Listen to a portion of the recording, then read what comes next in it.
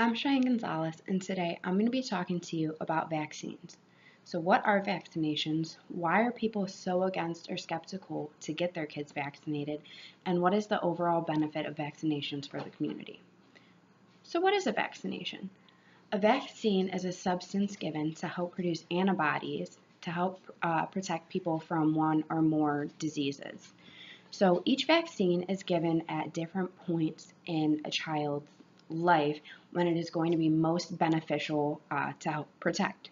So these vaccines help protect against diseases such as measles, mumps, rubella, chickenpox, diphtheria, tetanus, pertussis, so whooping cough, tuberculosis, and polio, and smallpox.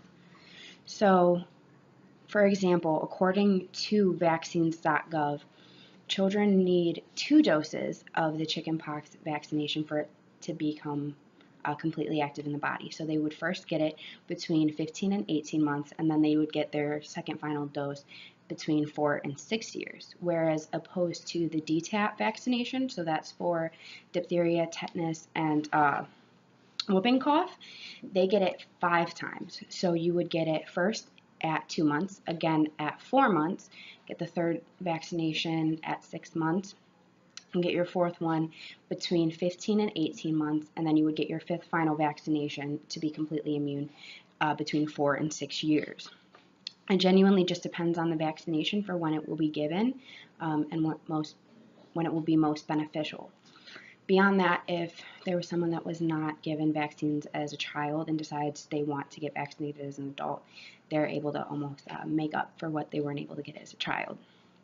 So many of these diseases have actually been erased, or not erased, but severely decreased or eradicated in the United States because of vaccinations, but they are still very alive and happening in other countries. So the disease smallpox was actually able to be eradicated and saves roughly 5 million lives every year, according to UNICEF.org. Diseases like the measles that were severely decreased and that we really didn't see are actually making a comeback due to people not getting vaccinated.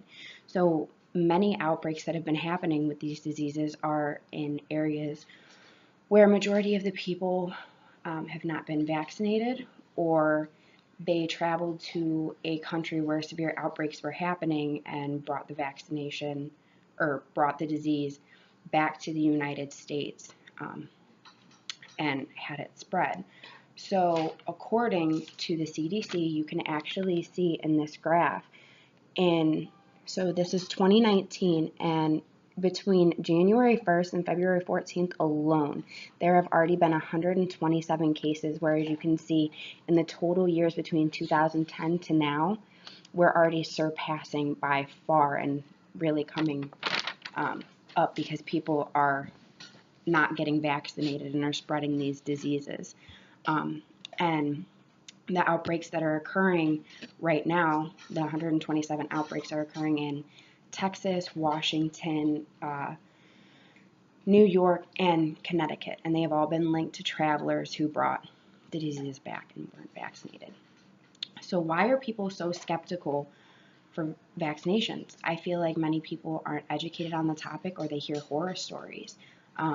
It's so easy to jump on a bandwagon and listen to what everybody else is saying around you, or believe false information that was given, such as there had actually been a British doctor in the 90s who posted that vaccines caused autism, and it was proven immediately false, and he had all of his credentials taken away and stripped from him. But the result is still impacting today, which goes into social media and vaccinations. So it can be a really scary thought for people to want to get their kids vaccinated when they hear things like that.